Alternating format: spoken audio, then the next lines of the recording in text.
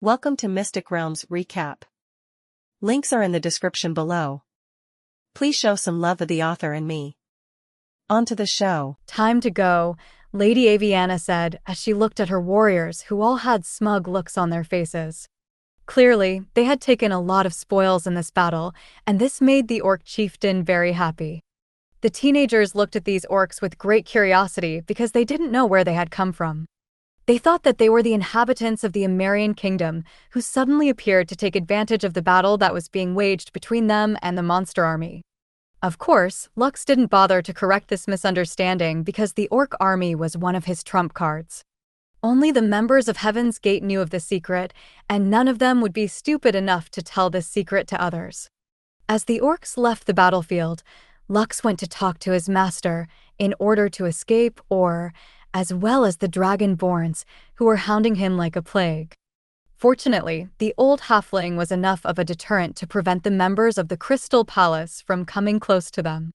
It seems that you are in a tight spot, Lux. Gaap chuckled as he looked at the half-elf's troubled expression. It will be best if you don't leave the dungeon the usual way and just head directly to the guild's headquarters.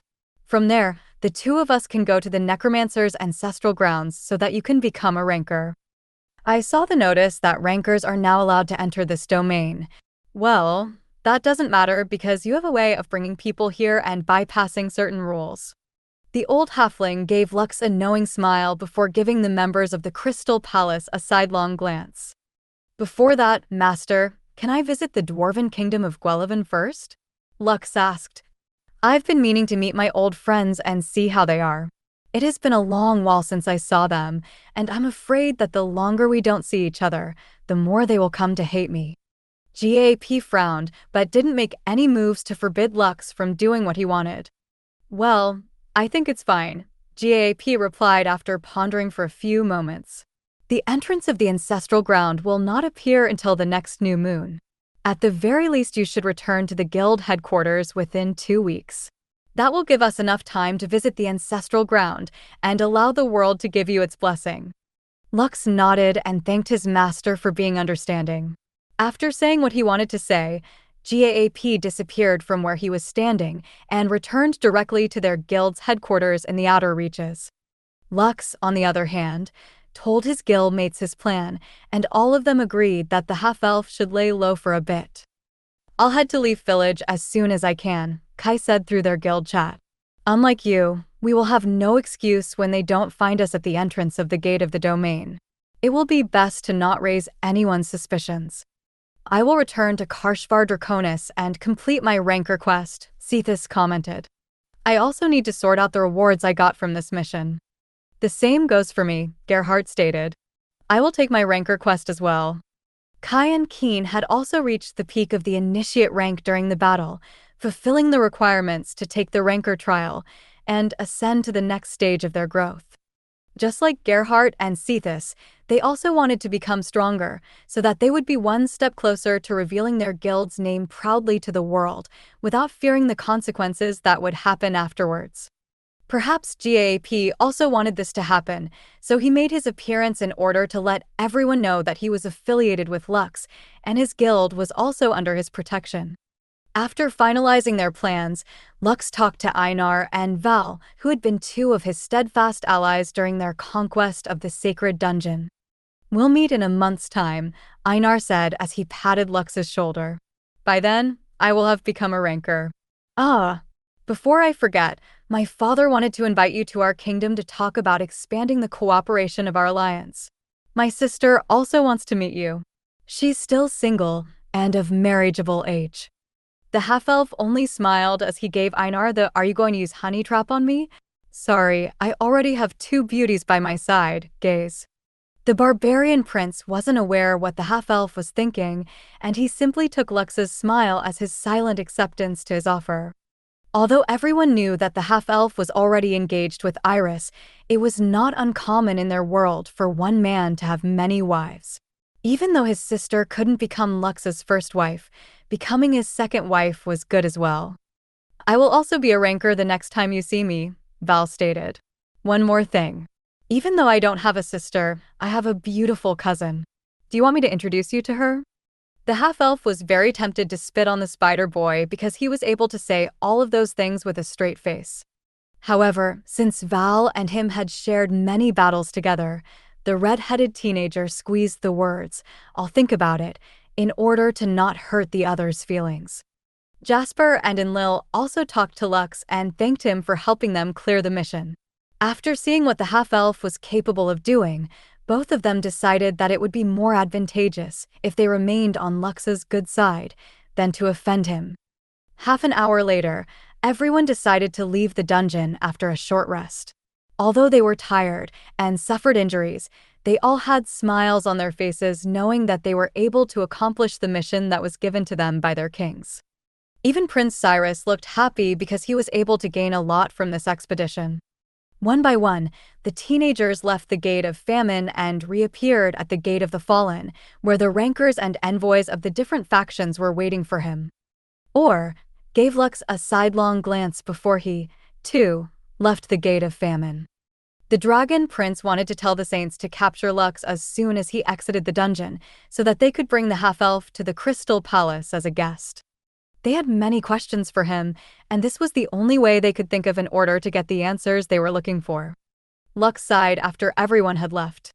"Well then, it's time for me to go as well," the half-elf muttered as he gave the capital city of the Amerian kingdom a sidelong glance before teleporting directly to the outer reaches. From there, he would take the teleportation gate and head to Leaf Village. It had been a long time since he saw the adorable little dwarf, Colette, and her friends, who were still angry at him for being kept in the dark during the defense in Whitebridge City. When Kai, Keen, Gerhardt, and Cephas appeared at the entrance of the Gate of the Fallen, everyone's gaze landed on them. "Oh, don't look at me like that," Kai said with a bashful look on her face after being stared at by so many people. "You're making me blush." "Sorry, but I'm already taken. Go find other boars to love." All the teenagers looked at the shameless boar with contempt. They wanted to tell Kai that she should stop being delusional because none of them would want to court her, even if she were to become a human. If only the teenage boys knew how beautiful she was in her human form, all of them would be fighting against each other in order to gain her good graces. "Where is he?" Picoro asked Cephas, who had a smug look on his face after conquering the Gate of Famine. "Who?" Cephas asked back with a frown.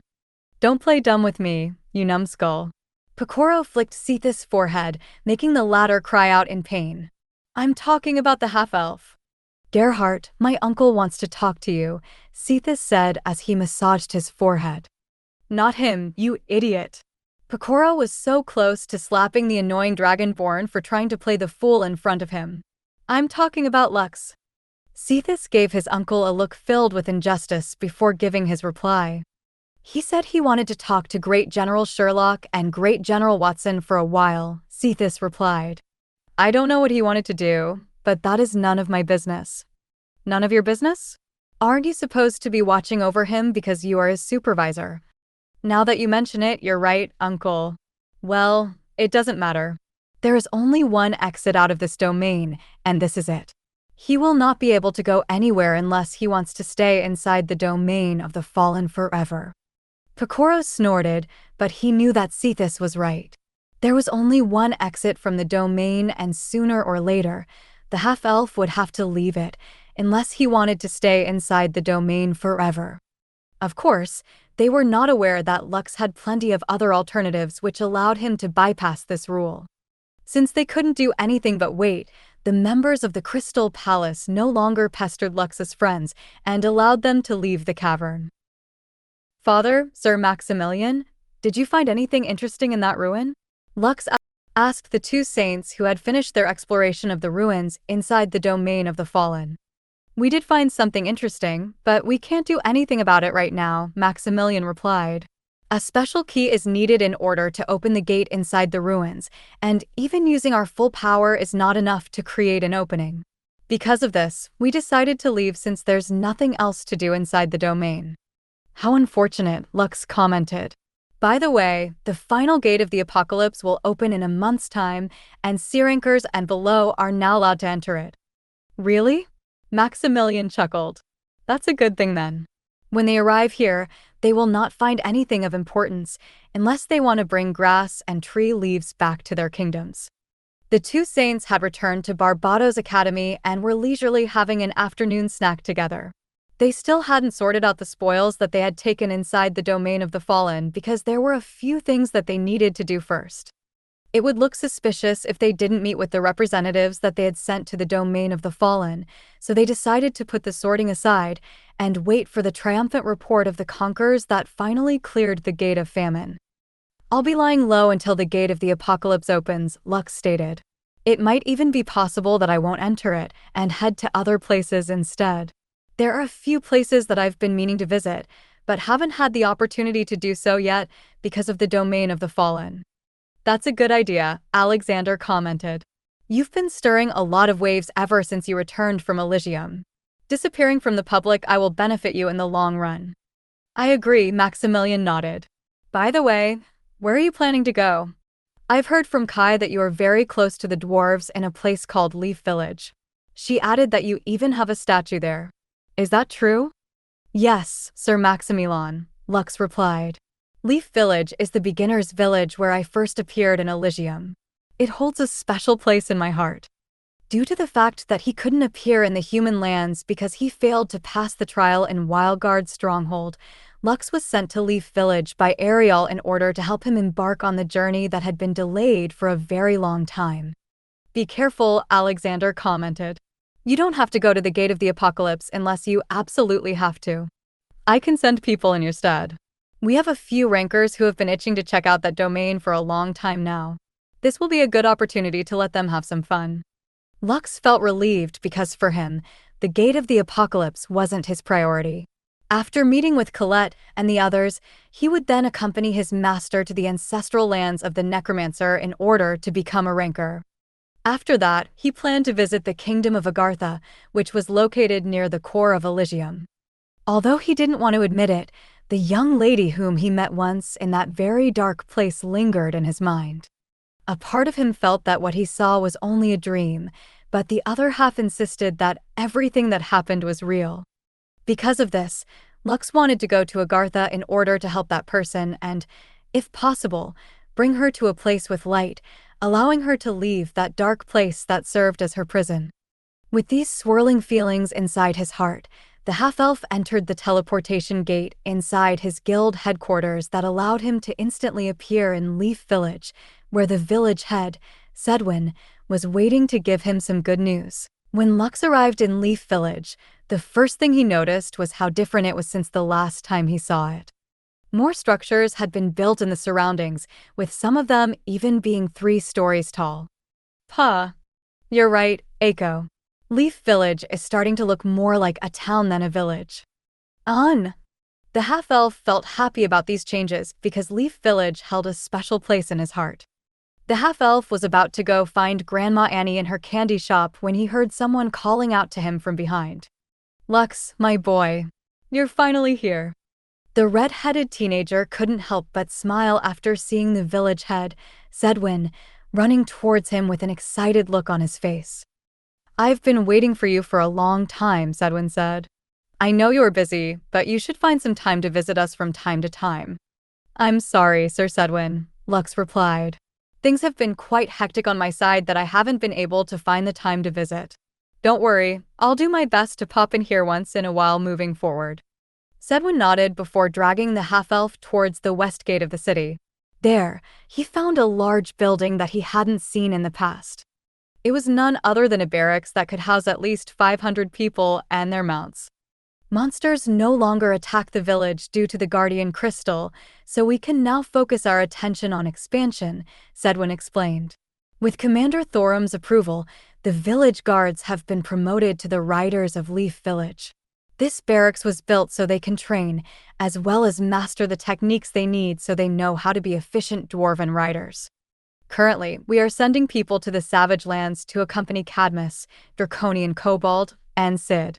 The growth of the new recruits is quite phenomenal, and all of them are grade C and grade B apostles now. Although they are weaker compared to your bodyguard and the kobolds, they still hold their ground against the lackeys of the strong monsters they come across in the Savage Lands. I have a feeling that if they continue to grow at this pace, they will all become initiates in a few months' time. The village head even motioned for Lux to crouch down a bit so that he could whisper something in his ears. When do you think we can add them as members of the guild? Sedwin whispered. I can tell that you're already at the peak of the initiate rank and will become a ranker soon. I'm not saying that we should announce our name for the entire world to hear, I just think that we should bolster our ranks more. This will allow us to do many things at once. For example, while you are handling your stuff, we can explore dungeons or gather information. Heck, we can even open shops all around the kingdom, selling stuff, but their real purpose would be to gather important intel that will benefit our guild members as a whole. You already have Commander Thoram and the head of the Adventurers Guild in the stronghold of Noria, Keelan. Just the two of them alone can gather a lot of important information. We are just not doing it right now because we don't have your orders to do so. How about you choose a representative to handle the guild's matters here in the Kingdom of Guelvin while you go off on your adventures? Lux pondered for a bit and realized that what Sedwin said was right. Currently, everything going on in Heaven's Gate revolved around him.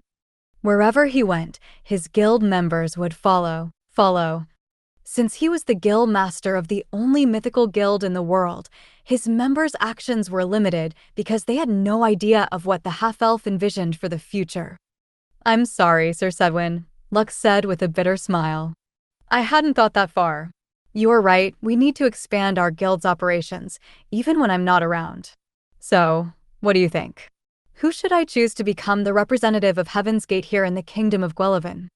Sedwin already had a candidate in mind, so he told Lux the name of the one whom he deemed fit to take on the job. It is impossible for Commander Thoram to take control of the branch guild because he has a lot of responsibilities and answers directly to His Majesty, Sedwin stated. Therefore, I suggest that we pick Guildmaster Keelan. With his connections, he will be able to effectively lay out the foundations for our guild without arousing any suspicion. You have chosen ex-General Garrett to become the steward in the Outer Reaches, so it will be best if you inform him about Keelan, so both of them can effectively collaborate with each other. Who knows? With two great minds working together, they might surprise you one of these days. Lux nodded his head to acknowledge Sedwin's words. Garrett was once the great general of the Hakka dynasty, which meant that he was a man who stood above tens of thousands. No one would become the great general of a nation unless he had the skills to back it up. Guildmaster Keelan was the head of the Adventurers Guild in the stronghold of Noria. Lux was certain that someone of his standing had a few tricks up his sleeve. In fact, the half-elf was feeling that if Garrett and Keelan really worked together, they might create an organization that might threaten the stability of an entire kingdom.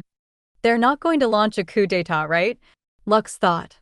He could tell that Garrett and Keelan were both ambitious people. If given enough time, resources, and manpower, they might really threaten the Kingdom of Guelvin if Lux didn't rein them in. Even so, he was very eager to see how far and how wide the influence of his guild would become in a few months after he had given the nod to mobilize their people. Now I'm feeling like one of the leaders of those shady dark guilds that only operate in the shadows, Lux mused. Still, this is worth a shot. Because of Sedwin's suggestion, Lux decided to talk with Garrett and Keelan privately in the guild chat. A year from now, the half-elf would realize that he made the right decision in designating the two capable individuals to manage his guild for him. Garrett and Keelan would go above and beyond their means to ensure that their mythical guild would truly be able to show their might the moment they decided to make their presence known to the entire world. Aeko, Cora, Nora. Yay! The three baby slimes who hadn't seen each other for a while greeted each other. Laura and Livia, who had now become full-fledged alchemists under the teachings of Grandma Annie, had improved by leaps and bounds due to the power of the pseudo-transcendent flames that were given to them. Heidi, who had become close friends with Laura and Livia, was helping in the shop by making candies. Since she wasn't able to come with them to the Wanted Kingdom, she decided to master the art of baking and making sweets with the help of her mother, Lilia. Bedivir's family had completely integrated into Leaf Village, and now everyone treated them as good neighbors and friends.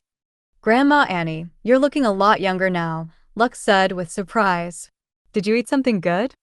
Grandma Annie chuckled after hearing Lux's compliment. After receiving the transcendent flames and the guild buffs of Heaven's Gate, her frail body seemed to have gotten a second chance at life, and her appearance had become younger by several years. Right now, Grandma Annie looked like someone in her early 40s, shocking almost all of the villagers of Leaf Village. Even Lux's blacksmith master, Randolph, had the same changes to his body, making Sedwin, who was the village chief, quite envious of them. The power of the transcendent flames is truly remarkable, Grandma Annie replied. Also, because of the resources that you have given me and Randolph, we have broken through the initiate rank. Perhaps that is the reason why our bodies became a bit younger compared to before. Lux pondered for a bit before nodding his head. This was the only explanation that he could think of as to why the kind grandma of Leaf Village had turned into the kind auntie of Leaf Village. Grandma Annie, how is the progress of the potions that we need for our future guild members going? Lux asked. It is going at a very good pace, Grandma Annie answered. With Laura and Livia helping me with alchemy, we are able to finish dozens of potions in a day. Also, Heidi and her mother, Lilia, have taken the burden of running the candy shop from me. This gave me more time to focus on alchemy, allowing me to quickly finish the potions that we will put in our guild's treasury. That's good to hear. Lux nodded.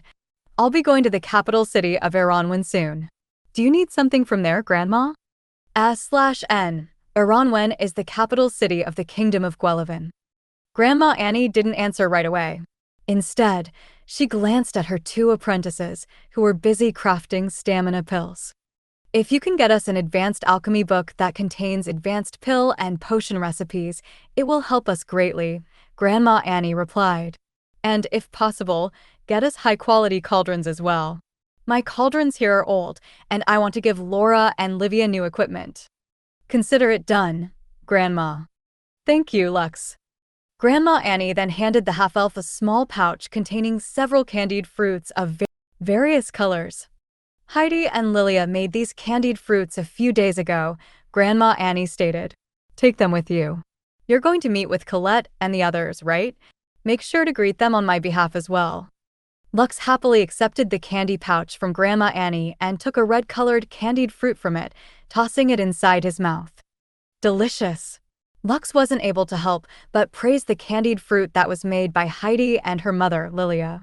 Do you want one, Aeko?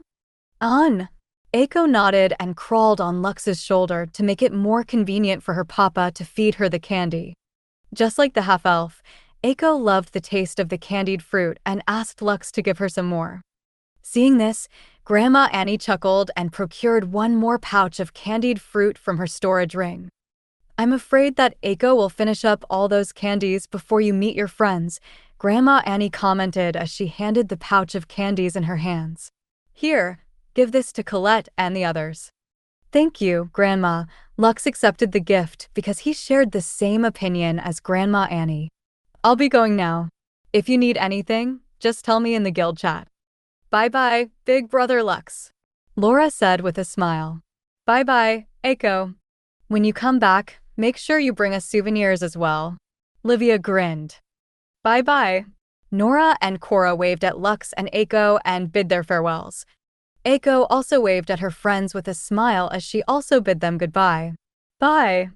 After making sure that Grandma Annie didn't have any major concerns with the pill and potion production for the guild, Lux returned to the town's plaza, where he could use the teleportation gate to teleport to the stronghold of Noria. After becoming part of his guild, the Ram thought that it would be more convenient to have a teleportation gate in Leaf Village that was also connected to his stronghold.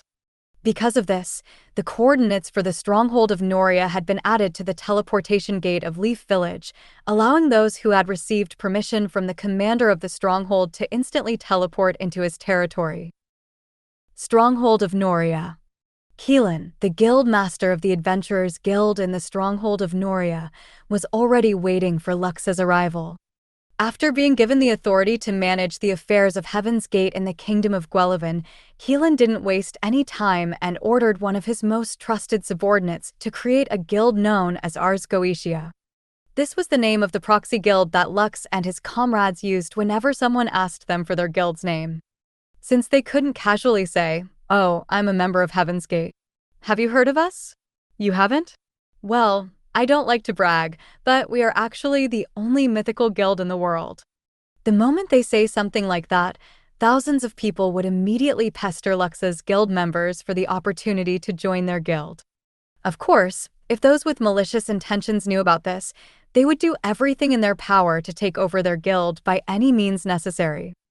I've used the spare token given to me by His Majesty, and it allowed me to create a silver-ranked guild, Keelan explained. For the time being, I will talk to some of my acquaintances and ask them to lend me some manpower. Of course, if you know someone who is quite influential, we may be able to use their name to convince other people to join us. For some reason, the first person that came to Lux's mind when Keelan asked of an influential person was none other than the third princess of the kingdom of Guelevin, Anastasia. Well, I'm not sure if she will help us, but I'll talk to her if I see her in the capital city, Lux replied. Keelan arched an eyebrow. I happen to know a lot of people. Do I know her? Yes, she's none other than Princess Anastasia. Princess Anastasia?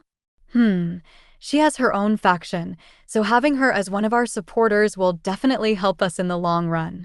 Are the two of you close? Lux pondered for a bit before replying with uncertainty. I think we parted on good terms with each other, Lux stated. If not, then I'll just ask Nevriel to help us out. After hearing the name that Lux mentioned, Keelan laughed out loud while holding onto his belly. Clearly, he found Lux's statement very funny. Lux, when was the last time you talked to Nevriel? Keelan asked as he wiped away the tears in his eyes due to excessive laughter. Months ago. Lux looked at Kellen with confusion. Why? Did I say something funny? I knew it. Keelan chuckled after hearing Lux's reply. Do you not know that ever since you scammed 10 million gold coins out of him, Nevriel has been cursing at you every opportunity he can? He even went as far as to tell all of his acquaintances, including me, to never lend you money or ask you for favors. The half-elf could only scratch his cheeks guiltily because Nevriel had every right to do what he was doing. Although it happened months ago, he could still remember the expression on Nevriel's face, which seemed like he had eaten a fly when Lux said that the payment for his services was 10 million gold coins, an amount more than half of the middle-aged dwarf's life savings. Maddie. On it. With quick and agile strikes, Maddie delivered several slashes to the legs of the nearly 3-meter-tall dog-like monster that went by the name Gutspawn. This was a rank 4 world boss monster, the boss of the low-ranked dungeon that the Golden Slayers party had to complete as a commission from the Adventurers Guild in the capital city of Aranwen. Due to Aina's impressive management of her guild, Eternal, the king of the kingdom of Guelevin had upgraded her guild's status to gold rank. Because of this, they gained access to exclusive quests that were only available to gold-ranked guilds. Emma, whom Lux had designated to look after the dwarf children, stood on the sidelines with her arms crossed over her chest. She was currently in the initiate rank and was paying close attention to the monster that the dwarves were facing. If she sensed Colette and her party members were in danger, she would not hesitate to interfere. Having stayed with them for so long, she had started to treat them like her little brothers and sisters. After being saved by Lux from Twilight Rain, Emma had been given the chance to use the lycanthropy mutation perfect genes to her advantage, which allowed her to transform into an alpha lichen and return to her dwarf form whenever she wanted. Although she was now an initiate, the moment she transformed, she would become a pseudo-ranker, capable of killing the rank 4 world boss monster without too much trouble. Step aside, Maddie, Andy shouted before using a spell. Fireball. Each member of the Golden Slayer party was accustomed to everyone's fighting style that they only needed minimal communication in order to execute coordinated attacks that made their enemies suffer. Maddie smirked before rolling to the side of the dog-like monster, just in time to evade a fireball that collided directly with the monster's face, making it howl in pain. Water spears. Axel, the water mage of the Golden Slayers, unleashed several spears made of water, which mercilessly stabbed the body of the monster, making it stagger. Holy Arrow. Helen, who was the cleric and healer of the party, didn't shy away from fighting and also used one of her offensive skills. After her friends had been kidnapped by the kobolds in the past, the little girl vowed that she would no longer be a helpless damsel in distress and trained herself to be a combat cleric. This way, even if her attacks weren't as powerful as her teammates, she would at least still be able to protect herself if she found herself in a pinch. Grand Cross. Colette shouted as she smashed her mace against the side of the Gutspawn's body, sending it skidding several meters away. The blow was so strong that the monster wasn't able to prop itself back up right away, allowing Robin, who had joined the Golden Slayer's party on this expedition, to give the killing blow with a swift strike of his bow and arrow. Power shot. Robin's arrow flew straight and true, creating a green trail in its wake. He was an expert marksman, and his arrow accurately hit the Gutspawn in the forehead, making the latter shout its dying howl before turning into particles of light. Nice shot, Colette said with a smile. Good work, guys. We managed to clear this dungeon easily. We could have tried the other high-ranking missions, Maddie commented. This isn't even a challenge to us. Don't be like that, Maddie, Colette replied. Never underestimate your enemies. If we bite off more than we can chew, we might regret our decision for the rest of our lives. Maddie glanced at Colette before nodding his head. There was once a party of 6 within the Eternal Guild that tried to challenge a higher-ranking dungeon in order to impress Aina, as well as make a name for themselves. Unfortunately, the raid boss was simply too strong for them, ending in a one-sided slaughter. Only one of its members was able to escape alive, and after that event, he left the guild because the trauma of losing his close friends made him feel extremely guilty. Although Aina immediately ordered the elite members of her guild to clear the dungeon and try to recover the bodies of her members, it was already too late. The majority of dungeons absorbed the bodies of those that died in battle. There was a saying that the dungeons also served as the graveyards of adventurers who were unlucky enough to die within its many floors.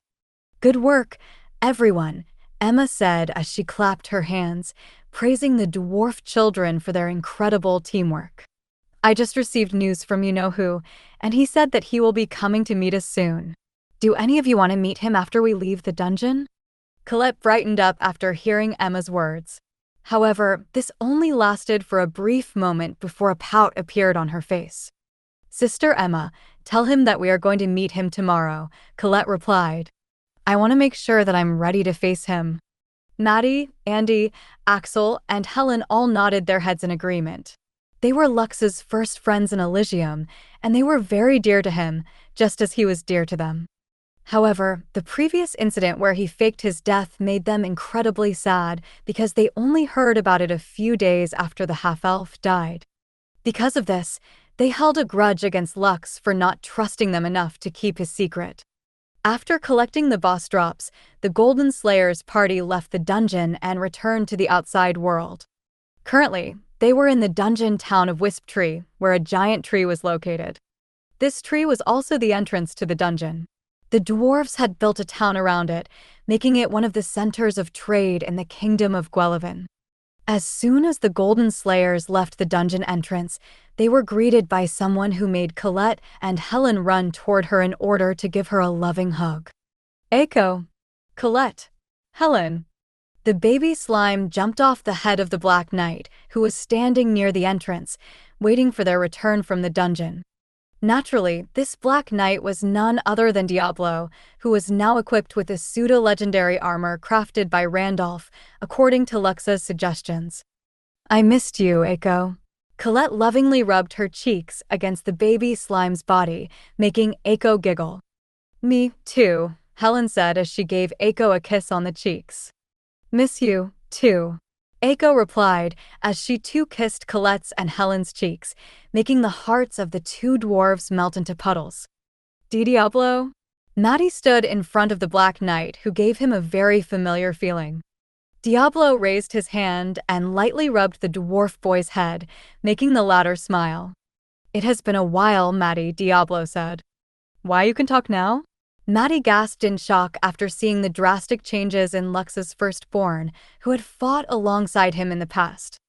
Yes, Diablo replied. And you've gotten quite a bit stronger as well. You're only 13, and you're already a grade A apostle. Once Master knows about this, he will certainly be jealous of how fast you are growing. Maddie, who both hated and admired Lux, felt his cheeks burn due to Diablo's praise. In fact, after being saved by the half-elf during the Leakin incident of Twilight Rain, Maddie no longer saw him as an annoyance because he had come to understand that Lux only thought of them as his little brothers and sisters. "Where is he?" Maddie asked. "In an inn inside this town," Diablo replied. "Emma told us that you will only see him tomorrow, so he decided to have me escort Aeko to see you guys. She was quite excited to see you guys again, so Master deemed it best to let you guys meet her first." Axel and Andy also approached Diablo after lightly patting Aiko's head, who was currently being cuddled to oblivion by Colette and Helen. "How strong has Big Brother become?" Axel asked. "Is he already in the initiate rank?" Diablo nodded. "Master is now at the peak of the initiate rank.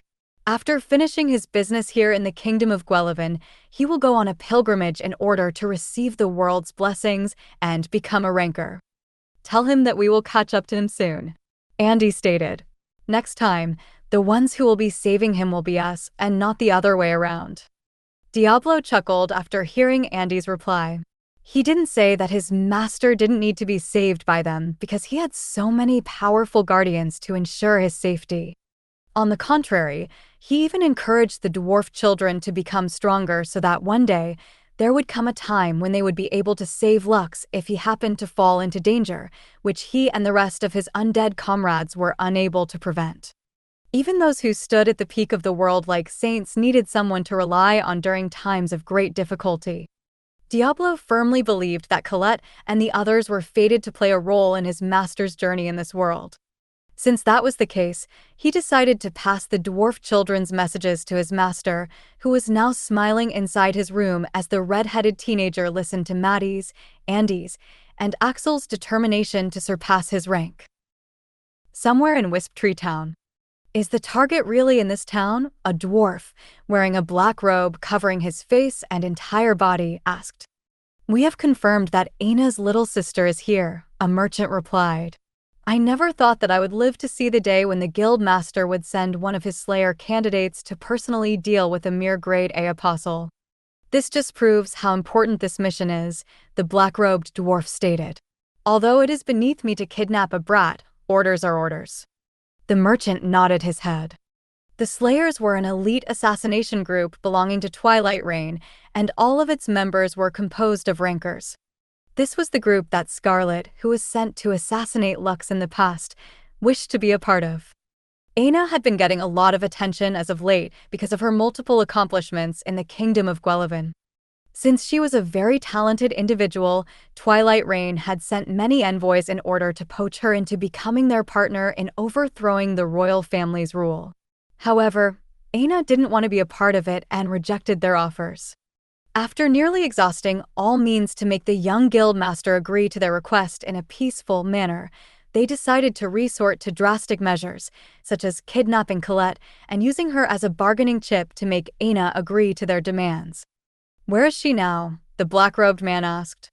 "Probably still inside the dungeon," the merchant replied. Suddenly, the jewel on the merchant's ring vibrated, informing him of the latest news about the person that he was supposed to keep an eye on. "Congratulations," the merchant said to the black-robed dwarf with a smile. "It seems that the heavens are conspiring to make your mission a success. This girl, Colette, has just left the dungeon. Perhaps her mission is already complete." The black-robed dwarf nodded his head before walking out of the door. His mission was to capture Colette by any means necessary. Since his target was already in the vicinity, he decided to go and pick her up so he could complete the mission that was personally assigned to him by the guild master of the Dark Guild, Twilight Rain. The merchant watched the black-robed assassin go before shaking his head. "If you want someone to blame, you can only blame yourself for being stupid," the merchant said as he looked at the picture of Aina, who was pinned on the bulletin board on the wall of the room. "You should have accepted Twilight Rain's offer when we were still being nice. Now, you will understand the price of rejecting our offer." The merchant was one of Twilight Rain's informants who was working undercover in the town of Wisptree. However, no matter how wide their network was or how detailed the information they could gather, they were unable to gather any information about the baby blue slime that was currently giggling in Colette's hands. A baby slime that had the power to turn Wisp Tree Town upside down and crush the ranker who belonged to the Dark Guild, who wished to harm one of her closest friends. "Are you hungry, Aeko?" Colette asked the baby slime, who was now perched on top of her head. "Hungry," Aeko replied. "Good. I'm starving as well," Colette stated. "What do you want to eat?" "Dreadnought core." "Okay, let's have some beef stew instead." "On!" Maddie and the others, who were walking beside Colette, couldn't help but smirk because they thought that the baby slime was merely joking with them. On the contrary, during the battle in the Amerian Kingdom, Aeko and her terrorist squad managed to snatch one of the dreadnought-ranked cores that Prince Cyrus tried to sneakily get when Lux wasn't paying attention. Aeko had even ordered one of the Centimanes to slap the second prince of the Vahan Empire away since he was trying to get what rightfully belonged to her. Of course, the Centimanes held back, or else the second prince of the Vahan Empire would have turned into meat paste. Diablo followed behind the children and walked beside Emma, whom Lux had intended to designate as the Secretary of Heaven's Gate. This was similar to Alicia's position in Barbados Academy, handling all the things that the headmaster didn't need to personally deal with. Like all dungeon towns in the Kingdom of Guelphin, the town was built 500 meters away from the dungeon's entrance. It was done on purpose to serve as a defensive line just in case a dungeon outbreak occurred. Fortunately, adventurers regularly visited the dungeon in order to thin out the number of monsters, preventing such a disaster from happening. As the children and the two adults walked towards Wisp Tree Town, a dwarf with blonde hair and blue eyes was watching Colette and her entourage from a distance. He was making sure that the little girl didn't have anyone around her that could threaten him. After confirming that there were only 2 initiates following behind the children, he deemed that it was safe to kidnap Colette then and there. Although he was confident that he could still capture his target even if she were inside Wisp Tree Town, he didn't want to deal with the hassle of unnecessary risks. "This is my first mission after joining the Slayers," the blonde dwarf assassin thought. Failure is not an option. He had just become an ear-anchor with the help of Twilight Rain, and everyone was looking forward to his future accomplishments. Just like Scarlet, the blonde assassin was a relative of one of the elders of the Dark Guild, allowing him to receive preferential treatment.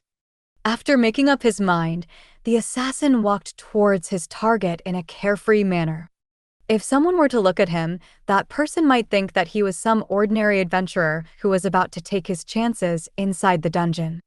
Simply put, no one would think that he was an assassin of the most notorious Dark Guild inside the Kingdom of Guelphin, whom the royal family was very wary of. When the assassin was only a few meters away from Colette, he stomped his right foot on the ground and increased his speed exponentially. A second later, he wrapped his right arm around Colette's waist before jumping high into the air, summoning his contracted beast, the Black-crowned vulture. His movements were so fluid that Emma and Diablo didn't realize what happened until Colette had been abducted right under their noses. Even the little dwarf in question was surprised when she suddenly found herself being carried by someone and now flying high up in the air. Mission accomplished. The blonde assassin smirked as he glanced beneath him, where Colette's entourage was looking up at him with shocked expressions on their faces. Just as he was about to knock Colette unconscious with a strike to the back of her neck, he noticed a baby blue slime that was looking at him with an amused smile. A slime? Well, no matter, the blonde assassin thought. Maybe it is this girl's pet. At the end of the day, it's not something that could threat. Before he could even complete that thought inside his head, something grabbed his right hand, which he was about to use to strike Colette. This time, it was the assassin's turn to be surprised. Standing on the back of his beast companion was a skeleton who was wearing fighter's clothes. Without any warning, Aeko's skeleton monk, bam, jabbed the assassin's jaw, causing the latter to briefly stagger. With one swift motion, the skeleton monk pried Colette from the assassin's hold and tossed her off the flying vulture, making the dwarf girl scream. Ah! Wee! Aeko, on the contrary, giggled because she found this current situation very fun. Bomber. Aeko called out another one of her terrorist squad minions, which was a floating blast bomb that was nearly 2 meters tall. Bomber immediately caught Colette midair, which made the little dwarf stop screaming. Whitey, Blackie, Cloud. Aeko called out her slime army to help her skeleton monk fight against the rancor in the sky. The angel slime, the devil slime, as well as the arrow slime, all flew upwards to gang up on the black crown vulture, providing their comrade the help he needed to fight against the rancor. Similar to Aeko, Bam's rank was at the peak of the initiate rank. He was weaker than the rancor, but he was able to fight him because he was in an advantageous position. The blonde assassin wasn't proficient in fighting in the sky because he was used to quick and deadly strikes that always caught his target by surprise. Now that he was out in the open, he found the skeleton monk's aggressive fighting style very difficult to deal with even though he was a rank higher than Bam. Since he was part of Aeko's terrorist army, Bam's punches and kicks had an exploding effect. Whenever the blonde assassin was about to initiate an attack that made contact, Bam would stomp his foot or punch the back of the black crown vulture, creating an explosion, which made the poor giant bird cry out in pain. This tactic made the vulture's flight erratic, which even threatened to throw its own master from its back. The blonde assassin cursed internally because his opponent was fighting dirty, making him fear for his own life. Although he was already a rancor, dropping down from such a height could still potentially kill him. Because of this, he planned to kill his opponent as soon as possible so that he could recapture his target, who had escaped from his grasp. Unfortunately for him, 3 slimes appeared and began to hurl spells at the black crown vulture, completely enraging it. Aeko watched this battle from on top of her flying blast bomb with great interest. As a battle junkie herself, she was very tempted to join the battle. However, she was also worried about Colette's safety. Because of this, she hurriedly ordered Bomber to fly toward the ground so that Colette could be reunited with her friends.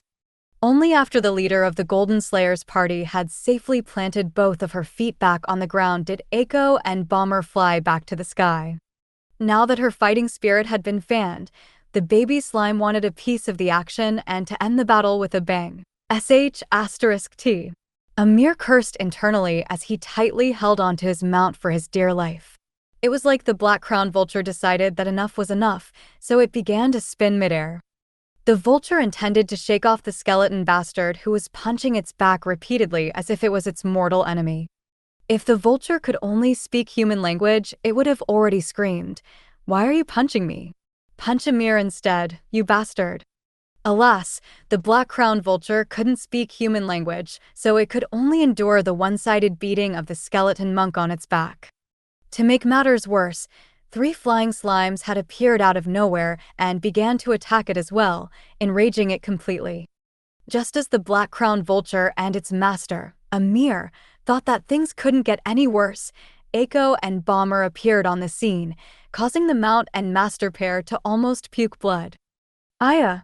Aeko spat a barrage of water bullets at the black crown vulture's face and body, making it look like a wet duckling. The black crown vulture was a rank 5 alpha monster that was only a step away from becoming a Deimos-ranked monster. However, it still needed ample resources before it could reach that rank, so for now, it was unable to endure Aeko and her terrorist squad's one-sided bombardment. Although the black crown monster couldn't speak, it was smart enough to identify Aeko as the master of the summoned creatures. Amir shared the same opinion as his beast companion, so both of them decided to focus their attacks on the baby slime, who was riding on what seemed to be a floating ball made up of bones with 2 arms and hands coming out from its sides. With a scream of rage, the black crown vulture flapped its wings and flew towards Aeko like an arrow that had been released from its bow. Instead of being afraid, Aeko smiled fearlessly before opening her little mouth. Transcendent breath. Currently, her papa was out of her range, so she was unable to use her mimicry ability on him. Even so, Aeko now possessed her own flames, allowing her to unleash a breath attack of purple flames that had the power to burn someone's mana. Everyone in Elysium and Solais had mana in their bodies whether they were magicians or not. No matter how little it was, mana was still mana, so Aeko's breath attack still triggered its effect, causing the black crown vulture and Amir to feel a world of pain. Even so, They endured it all and broke through Aeko's breath attack, intending to deal the baby slime a lethal blow. However, when they were only a meter away from the target, Aeko's body glowed briefly before disappearing completely. Aeko had the blink ability, which allowed her to instantly teleport several meters from her location. Now that its master was not nearby, Bomber activated its ability, which was none other than self-destruct, exploding right in front of the Black Crown Vulture's face. The powerful explosion, which was like the booming of thunder, reverberated in the heavens. The explosion was so loud that it was heard all the way to Whisptree Town, making everyone take notice of the battle that was happening in the sky. Aeko, who had teleported away, hovered a good distance away from the explosion. After consuming numerous beast cores, she had gained the ability to use Air Strider, EX, and Levitate, EX, giving her the ability to fight in the sky, similar to a flying ability if needed. The Black Crown Vulture, who had somehow endured the attack, was now struggling to stay in the air. It no longer flapped its mighty wings and simply glided in the air, trying to flee from the crazy battle junkie who could summon suicide bombers. But it had forgotten something very important. The skeleton monk, Bam, was still on its back. And no. Amir cried out in panic when he saw the skeleton monk raise his hand high in the air, wrapping it in a fiery blaze. Dynamite punch! Bam shouted as he smashed his blazing fist against the Black Crown Vulture's back, creating another powerful explosion, blowing Amir out of his mount's back. Fortunately, Amir had thrown a grappling hook around his beast companion's claws, allowing him to hang on for his dear life. But his relief was short-lived. The Black Crown Vulture shrieked one last time before it lost consciousness and went into a free-fall. Aeko and her slime squad all dove down from the sky, like battle angels about to deliver the coup de grace to the blonde assassin who tried to kidnap her close friend, Colette, right in front of her. Amir gritted his teeth as he prepared for a rough landing. When the Black Crown Vulture was only dozens of meters above ground, the blonde assassin let go of his grappling hook and activated an artifact that would allow him to briefly hover above the ground. With a resounding crash, the Black Crown Vulture smashed into the ground, creating a small crater. Even someone as strong as it was unable to survive the freefall. It died the moment its head smashed into the ground. Amir knew that he wasn't safe yet, so upon landing on the ground, he immediately began to sprint toward the forest in the distance. As long as he could reach the forest, he was confident that he would be able to hide from his pursuers. But before he could entertain this thought, he saw a flash of light that only lasted for a brief moment appear dozens of meters in front of him. When the light faded, the familiar baby blue slime appeared, which made the blonde assassin roar in anger. Die! Amir shouted as he took out his dagger that would kill the little troublemaker who had gotten in the way of his mission's completion. Aeko didn't back away and once again opened her mouth. However, this time, instead of a dragon's breath, she spat out a bone cannonball that was nearly as big as Bomber. Whenever Aeko was free, she would spend her time creating blast bombs, which she would encase inside a bone cannonball. Although the bomb she took out was only 2 meters tall, unlike the one that Asmodeus had used to bomb the royal palace of the Hakka dynasty, it was still strong enough to instantly kill dozens of rank 4 monsters in one hit. Boom boom Bakugan! In a flash, the skeleton cannonball flew toward Amir, giving the latter no time to dodge. Thinking that he could just slice the skeleton cannonball in half, Amir used a killing blow that could instantly sever a head off from a person's body. His attack had the intended effect, and he succeeded in cutting the skeleton cannonball in half. At that exact moment, time seemed to move incredibly slowly, allowing Amir's gaze to land on the baby blue slime, who was also looking at him with a devilish smile on her face. The two stared at each other for what seemed an eternity before the blonde assassin saw Aeko's lips move, saying a word that he didn't understand. Even so, he heard it as clearly as if the baby slime was whispering in his ears. F***Ker. That was the last thing that Amir heard before all of the blast bombs that were encased inside the skeleton cannonball blew up, engulfing his entire body in a blaze of glory. Somewhere in the territory of Whisptree Town, Amir coughed up blood as he tried to endure the pain he felt from his injury. Thanks to the life-saving artifact given to him by Twilight Rain, which activated at the last second, he didn't die even after receiving an attack that should have burned his body to a crisp. All Slayers were highly valued by the Twilight Rain, so they were each given an artifact that they could command using their thoughts that would allow them to instantly and randomly teleport within a kilometer from where they were last located. However, this was something that could only be used once.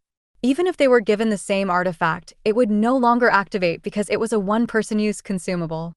Because of this, all Slayers would usually never use it unless it was a last resort. "That slime is crazy," Amir muttered as he wiped the blood off his lips. "I was not informed that Colette had a beast companion like that." Just as he was thinking about what to do next, he heard someone speak to him from behind, which made his entire body stiffen. She's not her beast companion. After a few seconds of shock, Amir hastily backed off as he looked behind him to see the person who managed to approach him without his notice. "Why you?" Amir stuttered as he looked at the familiar yet unfamiliar person in front of him. There had been a time when Amir was still part of the Reapers, which was the assassin organization composed of talented apostles and initiates, all of whom Twilight Rain was grooming to become part of the Slayers. Back then, they were informed by their superior that a half-elf had crushed one of their hidden headquarters in the kingdom of Guelphin, which greatly annoyed the branch guildmaster of Twilight Rain. Because of this, he had asked for the half-elf to be assassinated by the Reapers. Amir was one of the candidates that was in line to accept the mission. However, after much consideration, the higher-ups decided to choose Sid and Scarlet, who were both the best assassins at that time. The blonde assassin was heartbroken when he found out that Sid had died on the mission. Amir had idolized Sid and treated him as his rival. In fact, the two of them were very close, so when he learned of his death, he decided to train harder in order to prevent the same thing from happening to him. Sid didn't return, but Scarlet completed the mission.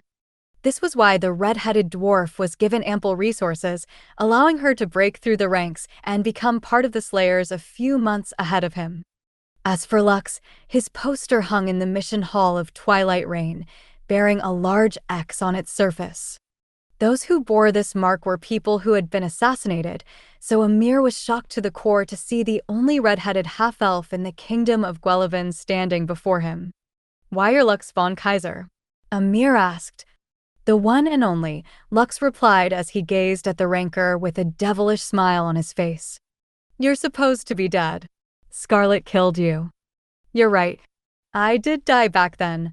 Since you have seen me, it's your turn to die, is what I'd like to say, but I have questions and I need answers." Before Amir could even do anything, he felt something wrap around his body, preventing him from escaping.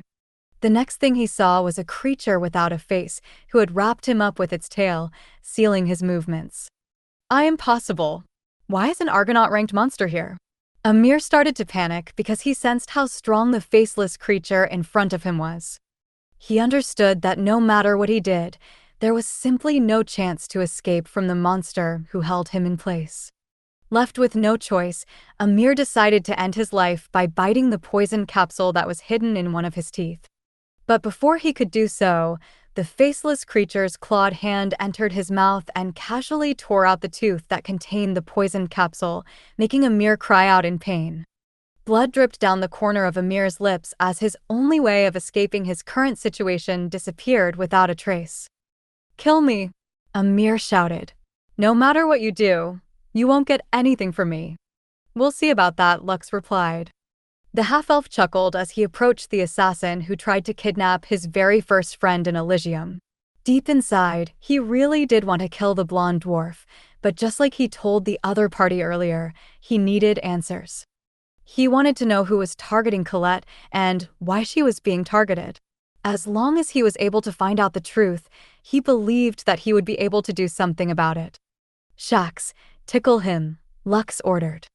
Although the Nightgaunt had no face, a soundless laughter seemed to emit from his body after receiving Lux's orders. Nightgaunts were extremely rare monsters, and very few had seen them. More than anything else, they were notorious for tickling anyone whenever they felt like it, and those that were tickled by them would laugh until they wished they were dead. Soon, Amir's laughter reverberated in the surroundings. Even though blood dripped down from his mouth and he was in pain, Amir laughed nonstop as the night gaunt used its tail to tickle his neck, ears, face, and nose. Lux found the scene quite amusing, and even Asmodeus, who had summoned himself on his own, rubbed his chin as he looked at Shax's effective way of torturing people. Fascinating, Asmodeus commented. This is bringing the saying, laughter is the best medicine, to a whole new level. Lux nodded because he wholeheartedly agreed with Asmodeus' remark. The half-elf had repeatedly made sure to examine Shax's special skill, Tickle, EX, to ensure that it was a non-lethal ability. According to its description, no one would die from the skill, making it an extremely vile and potent way to torture people. Those tickled by night gaunts wouldn't die even if they felt like dying no matter what, making them suffer for as long as the faceless creature wished. Stop. Ha ha ha ha. I'll talk. Ha ha ha ha ha. Amir shouted in desperation. I'll. Ha ha ha ha. Tell you. Ha ha ha ha. Everything. Lux raised his hand and gave Shax the silent order to stop. Although the Nigaunt neither had a face nor said anything, the half-elf could feel that it was quite reluctant to stop tickling the blonde dwarf. I'll ask you a few questions, and every time you give me the wrong answer, I will let Shax tickle you for 10 minutes straight, Lux stated. Every time you lie to me, I will add 10 more minutes to that penalty. If you annoy me, I will make you laugh for an entire day without rest. Don't worry, I have plenty of stamina potions and recovery potions with me. I can make you laugh for days on end if I want to. Amir shuddered after hearing Lux's words. He had only been tickled by Shax for nearly 10 minutes, and he already felt that he was going crazy. If he was tickled for an entire day, wouldn't that mean that he would completely lose his sanity? While he wasn't afraid of dying, being tickled by the night gaunt for days on end seemed to be a fate much worse than death. Now, let's start with the question, who are you? Lux asked as he crossed his arms over his chest. After that, tell me why you are targeting Colette and who are the people involved in this incident. Amir dreaded betraying his own organization, but he dreaded the night gaunt's tickle more, so he decided to come clean and tell the devilish-looking half-elf everything he knew. Perhaps, if he did that, the half-elf would find it in his heart to end his suffering and allow him to die a quick and painless death. Twilight Rain. I should have known. Lux narrowed his eyes as Amir finished telling him everything he knew.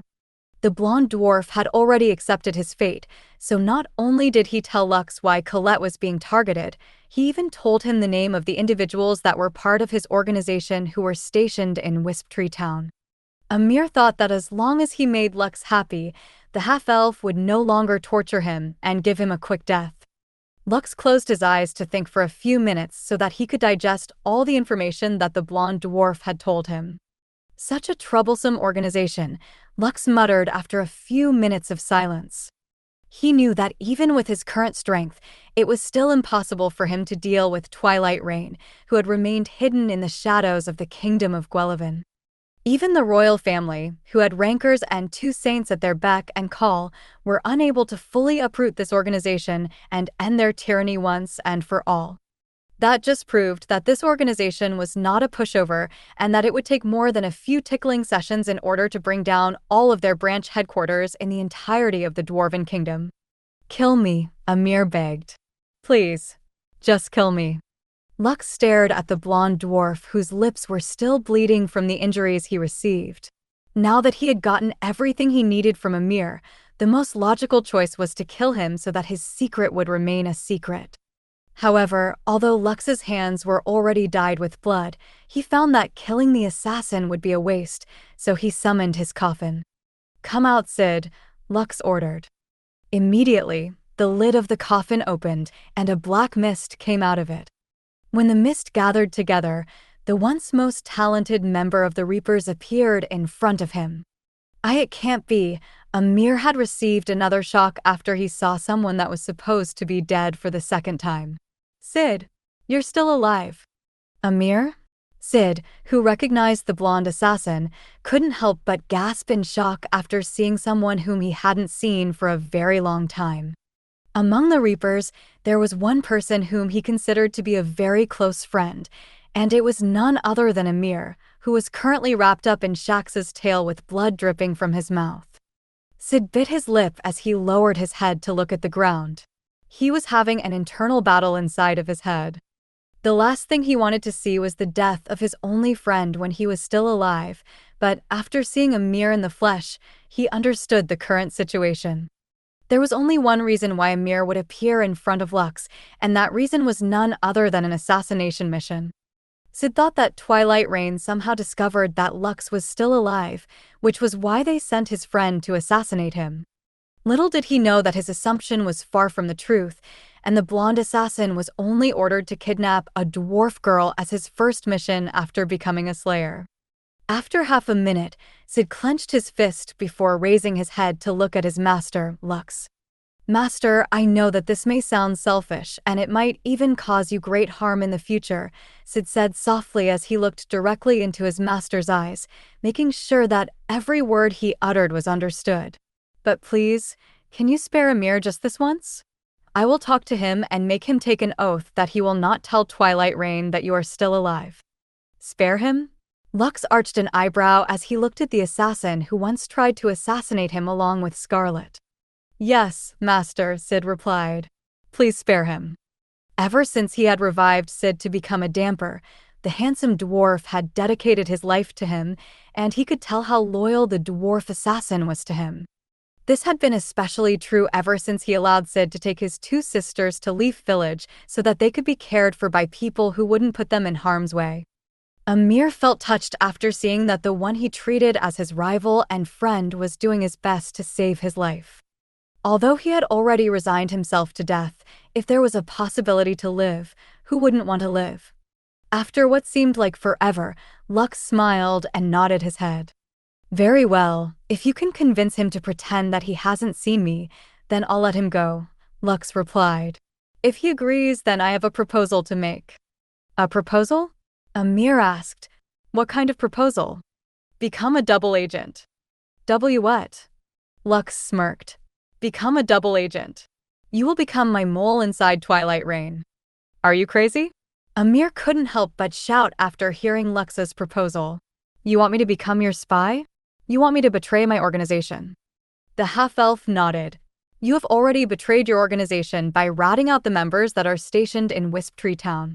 Since you're already a traitor, why not go all in?" Amir was going to refute Lux's statement, but after thinking about it, he realized that the half-elf was right. He had already betrayed his comrades, so betraying them again wouldn't make much of a difference, right? "Don't worry, this is not a one-sided deal," Lux said in a coaxing tone, similar to salesmen who are planning to sell their wares to their customers. "You will benefit from this as well." Lux raised his hand, and a bronze-colored wyvern materialized behind him. During the battle inside the Gate of Famine, GAAP had decided to capture the Deimos and Argonaut-ranked monsters who had tried to escape the battlefield. He had tossed these monsters into the Heaven's Gate bestiary to be trained by Bedivere, who was a dragon knight. Because of the power of Lux's covenant, Bedivere could recruit any flying creature, especially those with dragon blood in them, to become part of his aerial cavalry. All in all, GAAP had captured 6 wyverns. They were all Deimos-ranked monsters, and Bedivere was able to tame them, making them ownerless flying mounts of Heaven's Gate. Since Amir's black-crowned vulture had died, he decided to give one of the wyverns to the blonde dwarf as one of the bribes he had in mind in order to gain the assassin's loyalty. "For now, you can have this Deimos-ranked wyvern." Lux offered the powerful beast to Amir as if it was just a cabbage he had picked on his farm. "As long as you do your job properly, I will give you more benefits. Believe me when I say that the things you can get from me are greater than what you can get from Twilight Rain. If you think I am joking, you can ask Sid over here. He will tell you what kind of employer I am." Sid, who was doing his best to keep his friend alive, nodded his head and affirmed Lux's words. "Master is a very generous individual," Sid stated. "He will not shortchange you. I have experienced this firsthand after being killed by him." Amir blinked his eyes in confusion. "Killed by him?" "Yes," Sid replied. "Master is a necromancer. He revived me from the dead." Lux took this opportunity to summon his skeleton gangbangers, who approached Amir with excitement, even looking at their master in askance if they could do the thing to their master's captive. Although Amir didn't know what the skeleton gangbangers were planning to do, his sixth sense was screaming at him that these skeletons could do more damage to him than what he experienced from the Nigaunt's tickling session. Indeed, Lux smiled. I am a necromancer. I could have killed you then revived you again, forcing you to become loyal to me. But since Sid is pleading on your behalf, I plan to spare your life on the condition that you become a double agent. So, what will it be? The blonde assassin stared at Lux's face before shifting his gaze to Sid. Sid held his gaze and nodded his head. Clearly, he was telling Amir that he should put his trust in him just this once. Fine, Amir said through gritted teeth. I will become your mole in the organization. Lux nodded and procured a scroll in his hand, in which he would make Amir write a blood oath. These scrolls were personally given to him by GAP as if he was expecting Lux to make unreasonable demands on people, so he could bind them in a blood contract. The half-elf was aware that the blood contracts that GAP gave him were imbued with Antero's blood. If anyone broke their oaths, Antero's visage would appear in front of the offender and devour them until nothing was left. From the very start, he had planned to make Amir his mole inside Twilight Rain, just like Scarlet. He needed people in places where his eyes and hands couldn't reach. To make this happen, he needed more moles in Twilight Rain.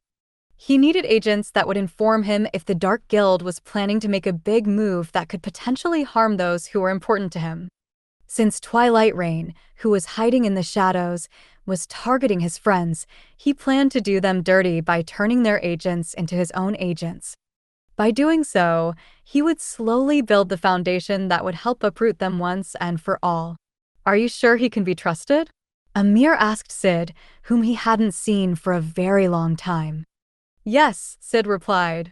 I am sure that he only thought that reviving me as his subordinate was a good idea because he was short on manpower back then, but I never felt like I was being taken advantage of.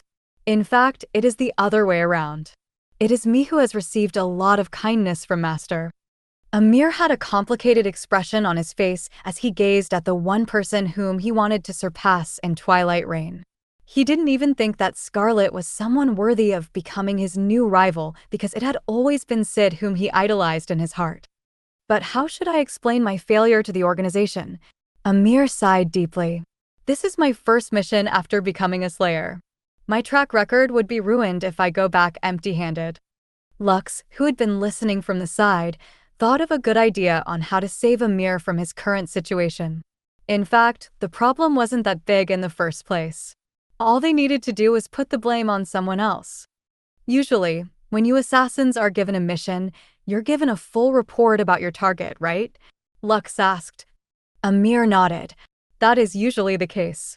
Although I did a bit of research on my own, most of the data I have about Colette was given to me by the informants of the organization. Well then, that makes things easier. Lux chuckled.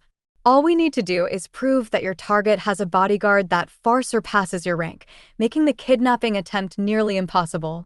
If that happens, your organization will probably send more assassins to handle it, right? Amir's eyes widened in shock after hearing this loophole.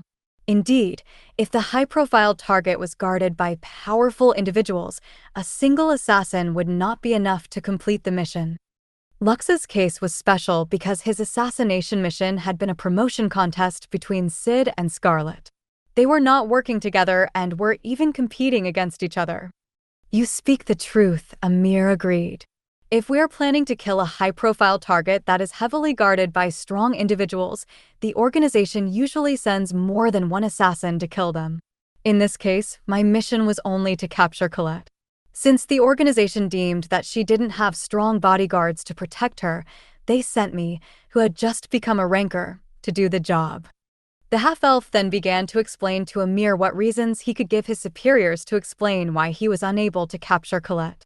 His plan was to lure in more assassins to handle the job, and this time, he would not show any mercy and go for the kill. After their brainstorming session, Amir headed back to the town in order to talk to the merchant, who served as Twilight Rain's branch manager in Wisptree Town. Meanwhile, Colette, who had been saved from the assassination attempt, had returned to the inn that they had reserved after taking the commission for their guild. She was still quite shaken by the incident that had happened an hour ago. Even Emma, who served as her bodyguard, almost panicked when Colette was captured by an unknown individual. Lux had tasked her to look after the children, and she didn't want the half-elf to be disappointed in her for letting something happen to them. Fortunately, Aeko was there to save the day. Had she not been there, Colette and Emma both didn't know what would have happened if the kidnapper succeeded in his mission. Unfortunately, the assassin managed to escape at the last second, but the important thing was that Colette was safe and sound. "Thank you, Aeko, for saving me," Colette said as she patted the baby slime sitting on top of the table. "I'll order a lot of food for you today, so eat as much as you can, okay?" Aeko nodded her head happily. "Eat a lot." "Still, I didn't know you were this strong," Helen said as she playfully poked Aiko's cheeks. "You're still a baby, yet you can already fight against a rancor. Just what kind of food have you been eating as of late?" "Dreadnought core." "Ha ha. I almost believe you. Do you want cookies?" "I have cookies."